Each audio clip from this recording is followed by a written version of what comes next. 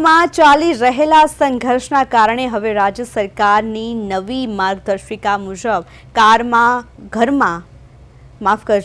ઘરમાં એલપીજી અથવા તો પીએનજી પૈકી એક જ કનેક્શન રાખી શકાશે। રાજકોટમાં કલેક્ટરે કાળા બજાર રોકવા માટે એજન્સી ઉપર કડક દેખરેખ માટે સ્પેશિયલ ટીમ તૈનાત કરી છે। જોકે પુરવઠા વિભાગે સ્પષ્ટતા કરી છે કે શહેરમાં ગેસનો પૂરતો સ્ટોક હોવાથી ગભરાવાની કોઈ જરૂર નથી।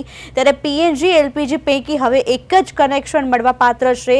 વધારાના સિલિન્ડર જમા કરાવવાનો આદેશ આપવામાં આવ્યો છે। પુરવઠા વિભાગ 150 સિલિન્ડર સીઝ કર્યા છે અને એજન્સી ઉપર પોલીસ અને રેવન્યુ ટીમની હાલ નજર રાખવામાં આવી છે। ત્યારે રાજકોટમાં ગેસનો પૂરતો સ્ટોક ઉપલબ્ધ છે। હાલ ઈરાન, ઇઝરાયલ અને યુએસએ તેમજ મિડલ ઇસ્ટ દેશો વચ્ચે જે યુદ્ધ ચાલી રહ્યું છે ત્યારે ક્યાંક ને ક્યાંક ભારત સરકારમાં પણ છે તેની માઠી અસર જોવા મળી રહી છે। ત્યારે આ તકે વાત કરીએ તો સરકાર દ્વારા છે તે એલપીજી તેમજ કોમર્શિયલ ગેસમાં છે તે ભાવ વધારો કરવામાં આવ્યો હતો।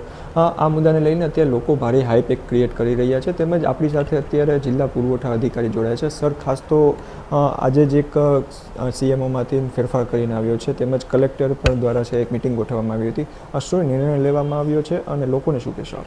જી, તાજેતરમાં જ કેન્દ્ર સરકાર દ્વારા જે આપણો એલપીજી ઓર્ડર છે એમાં સુધારો કરવામાં આવ્યો છે અને રાજ્ય સરકાર તરફથી પણ આ બાબતે સૂચના આપવામાં આવી છે। જેના અનુલક્ષીને આજરોજ માનનીય કલેક્ટર સાહેબના અધ્યક્ષસ્થાને આપણા જિલ્લામાં કાર્યરત તમામ ઓઇલ માર્કેટિંગ કંપનીઓ તેમજ આપણે ત્યાં જે પીએનજી ગેસ નેટવર્ક છે એવું ગુજરાત ગેસ એમના અધિકારીઓને બોલાવી અને આજે તાકીદની એક બેઠક લેવામાં આવી હતી।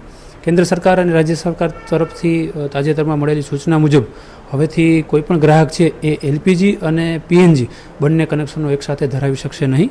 જે ગ્રાહકો પાસે ઓલરેડી પીએનજીની લાઇનનું નેટવર્ક છે એવો એમના જે એલપીજી કનેક્શન છે એમણે સરેન્ડર કરાવવું પડશે અને જે બોટલો છે એ એમણે સરેન્ડર કરવાની રહેશે। આ ઉપરાંત એ લોકો હવે એજન્સીએથી પોતાનું ગેસ રિફિલિંગ પણ નહીં કરાવી શકે।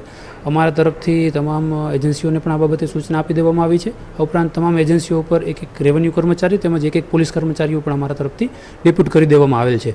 કોમર્શિયલની વાત કરીએ તો 9 તારીખથી સરકારશ્રીએ કોમર્શિયલનું જે પુરવઠો હતો એ સંપૂર્ણપણે ઘરેલું તરફ વાળી દીધો છે। કારણ કે કોઈના ઘરે ગેસની ને કારણે ચૂનો ન સળગે એ સરકારશ્રી ઈચ્છનીય એ બાબતે નથી અને કોઈપણ જગ્યાએ ઘરેલું ગેસમાં પ્રશ્ન ન થાય એ માટે થઈ અને સરકારે તમામ સરકારશ્રીનું ફોકસ છે એ ઘરેલું ગેસ બાબતે છે।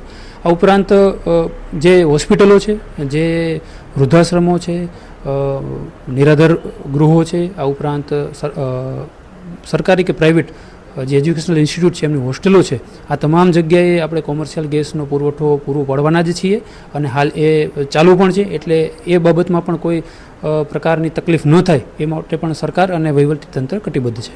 ધન્યવાદ સર। તો આ હતા સર કે જેમ એ કહી રહ્યા છે કે એલપીજી ગેસમાં છે કોઈપણ જાતની શોર્ટેજ નથી તેમજ કોમર્શિયલ ગેસ છે તેમાં કોઈપણ ટ્રસ્ટ હોય તેમજ તે છે તે જિલ્લા પુરવઠા વિભાગ છે તેને સંપૂર્ણપણે સજ્જ છે અને છે તેને પહોંચાડી રહ્યા છે અને ખોટું પેનિક થવાની પણ જરૂર નથી તેવી લોકોને અપીલ કરવામાં આવી છે। ધનંજય સોનેજા, પ્રદેશ 24 ગુજરાતી, રાજકોટ।